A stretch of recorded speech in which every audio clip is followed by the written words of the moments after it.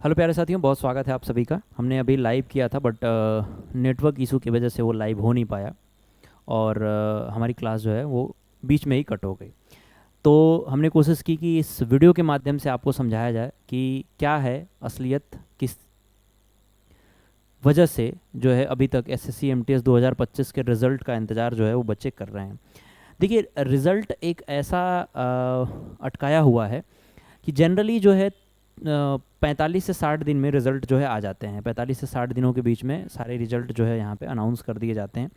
But SSC MTS के result को अगर हम बात करें तो आंसर की मार्च में आया हुआ था और मार्च से अप्रैल, मई, जून, जुलाई 4 महीने बीत गए, पाँचवा महीना स्टार्ट होने वाला है। But now till day no announcement, no any notification of your result. कोई नोटिफिकेशन नहीं है, कोई अनाउंसमेंट नहीं है। अब इस बीच लोग कहते हैं कि क्या हो जाएगा।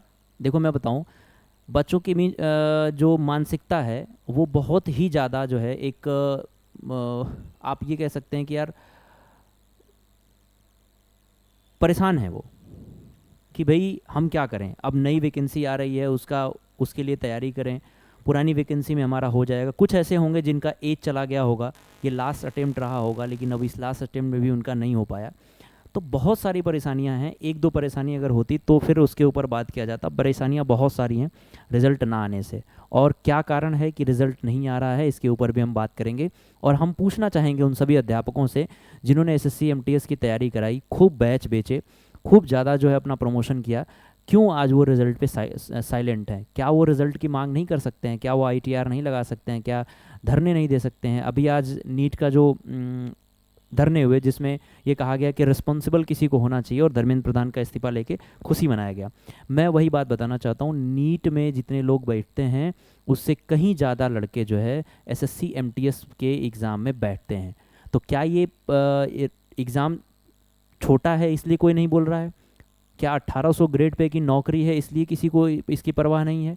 क्या वो बच्चे जो नौकरी करके आपके यहाँ से तैयारी करने जा रहे हैं, क्या उन्होंने फीस नहीं दी थी? आपको मैं बताऊं, पहले में हम रिज़ल्ट की बात कर रहे हैं, रिज़ल्ट में देरी क्यों हो रही है। रिज़ल्ट में देरी होने का सबसे बड़ा रीज़न ये रहा है, आप देख सकते हैं। तो इस तरीके की बहुत सारी नोटिस आपके पास आ रही थी कि भाई नोटिस में लिखा हुआ था कि due to technical reason the multitasking staff examination 2025 schedule 9/2/2026 in all 3 shift for all the candidate fine following venue stand. 2-3 जगह जो वेन्यू है वहाँ पे चेंज हो रहा था, बार बार रिजल्ट जो एग्जामिनेशन है वो अलग अलग जगहों पे चेंज हो रहे थे, डेट उनका चेंज हो रहा था। तो सबसे बड़ा रीज़न जो है वो एग्जामिनेशन में जो गड़बड़ी है हुई है, वही इसका रीज़न है कि रिज़ल्ट इतनी ज़्यादा देर तक नहीं आया है। ठीक है, अगर आप हमसे ये पूछेंगे कि सर रिज़ल्ट नहीं आने का जो कारण है, वो मेन कारण यही है कि एग्जामिनेशन में बहुत सारी गड़बड़ियाँ हुई हैं, जिसको एसएससी खुद मानता है कि इसमें गड़बड़ियाँ हुई हैं। ठीक है, आप देख सकते हैं इस तरीके के बहुत सारे नोटिफिकेशन आपको उस समय एग्जामिनेशन के समय देखने के लिए मिले थे कि फला डे का जो एग्जामिनेशन है इस सेंटर पे नहीं होगा, उसका अगले किसी दिन शेड्यूल किया गया, अगले दिन इसका एग्जामिनेशन होने वाला है। तो ये चीज़ें, मेन रीज़न जो है वो यही है। ठीक है, अब मैं बात करता हूँ कि भाई क्या ये एग्ज़ाम छोटा है। मैं आपको बताऊँ कि इस बार जो बच्चों ने फॉर्म भरा था लगभग 36.15 लगभग, ठीक है, इतने बच्चों ने फॉर्म भरा था। आप सोचो, एक बड़ी संख्या है, 22 लाख बच्चे जो है नीट के एग्जामिनेशन में बैठे थे, और उस एग्जामिनेशन का हवा इतना बनाया गया कि उसने पूरे कंट्री लेवल पे एक बड़ा आंदोलन शुरू हो गया। और फाइनली जो है उस आंदोलन का परिणाम ये हुआ कि शिक्षा मंत्री को इस्तीफा देना पड़ा। इसमें 36 लाख बच्चे एग्जामिनेशन के लिए फॉर्म भरा था इन्होंने। 36 लाख एक बड़ी संख्या होती है। इस देश का एक बड़ा वर्ग जो है वो एसएससी एमटीएस के रिजल्ट ना आने की वजह से प्रभावित है। तो क्या ये जिम्मेदारी नहीं बनती है जो टीचर पढ़ा रहे थे? क्या ये स्टूडेंट्स की जिम्मेदारी नहीं बनती है? क्या उनको वो ये मैसेज करें बार बार कि सर हमारा रिजल्ट नहीं आया, आप हमारे लिए कुछ क्या कर रहे हैं?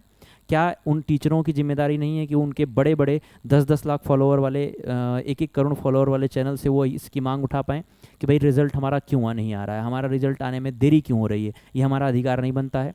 अगर हमारी जवाबदेही नीट के एग्जामिनेशन के समय बन रही थी तो हमारी जवाबदेही एसएससी एमटीएस के एग्जामिनेशन में भी बन रही, क्योंकि इस एग्जामिनेशन में भी देश का एक बड़ा वर्ग हिस्सा लेता है, एक बड़ा छात्र का वर्ग जो है वो हिस्सा लेता है।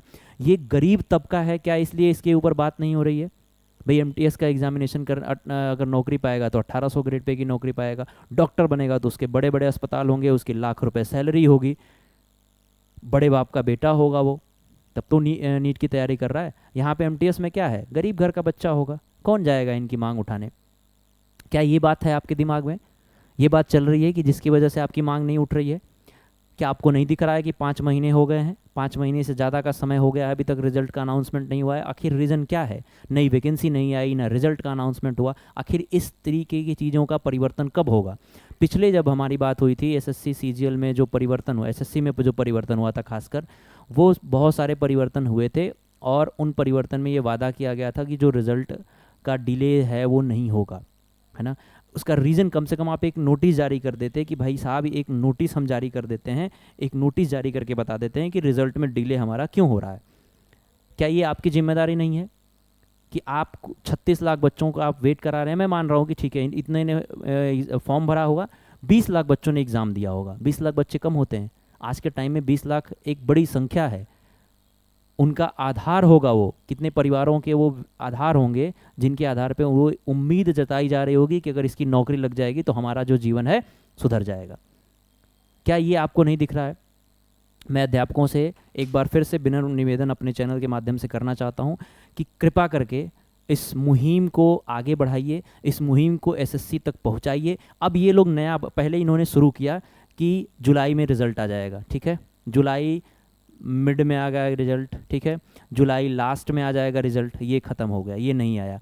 इससे पहले इन्होंने कहा था कि मई लास्ट तक रिजल्ट आ जाएगा, ये भी नहीं हुआ, ठीक है। अब ये नया कह रहे हैं कि 15 अगस्त, ठीक है, 15 अगस्त से पहले पहले रिजल्ट आएगा। जो मैंने भी देखा था, ये मैंने भी ये बात अपनी एक वीडियो में बताई थी कि भाई जो रिज़ल्ट है वो आपका जून, ठीक है ना, जून में आपका रिज़ल्ट जो है आ जाएगा, ठीक है, मई लास्ट या जून के पहले सप्ताह में रिजल्ट आ जाएगा। जून तक नहीं आया, जुलाई नहीं आया, और अगस्त के बाद अब की जा रही है कि अगस्त के 15 तारीख तक का जो है वो रिजल्ट में देखने के लिए मिल सकता है। लेकिन ये फिक्स नहीं है, जो भी बातें हो रही हैं केवल किसी को कुछ नहीं पता है, ये केवल ऊपर ऊपर बातें हो रही हैं। जब तक हम जवाब नहीं मांगेंगे तब तक हमें पता नहीं चलेगा कि एसएससी रिजल्ट क्यों नहीं दे रही है। और ये हमारा अधिकार है, क्योंकि अगर हमने परीक्षा दी है तो हमें अधिकार है पूछने का कि हमारा रिजल्ट कब आएगा। 5 महीने का एक लंबा समय होता है, अगर आप देखेंगे तो 150 से 160 दिन होते हैं, उनके बीच का एक लंबा समय है आपका 5 महीने का। तो ये जवाबदेही किसकी बनती है, क्या एसएससी हमें बताएगा? और मैं इस वीडियो के माध्यम से आप सभी लोगों से कहना चाहता हूँ कि इस वीडियो को लास्ट तक देखें, ज़्यादा से ज़्यादा शेयर करें, अपने जो टीचर हैं, अपने जो अध्यापक हैं उनसे इसकी मांग करें कि भाई हमें एसएससी एमटीएस के रिज़ल्ट के बारे में इन्फॉर्मेशन चाहिए कि आखिर रिज़ल्ट कब आएगा। आपसे हमने पढ़ा है, आपकी जिम्मेदारी है इस बात पे बात करना, ठीक है। आप इस वीडियो को ज़्यादा से ज़्यादा शेयर करिए, लोगों तक पहुंचाइए, अपने अध्यापकों तक पहुंचाइए, ताकि आपका रिज़ल्ट जो है वो बहुत जल्दी देखने के लिए मिले। खैर, मिलके इसके ऊपर हम लोग चर्चा करते हैं 1-2 दिन बाद, अगर नहीं आता है तो देखते हैं, जो किया जा सकता है वो किया जाएगा आप लोगों के लिए। बहुत बहुत धन्यवाद आपका। जय हिंद।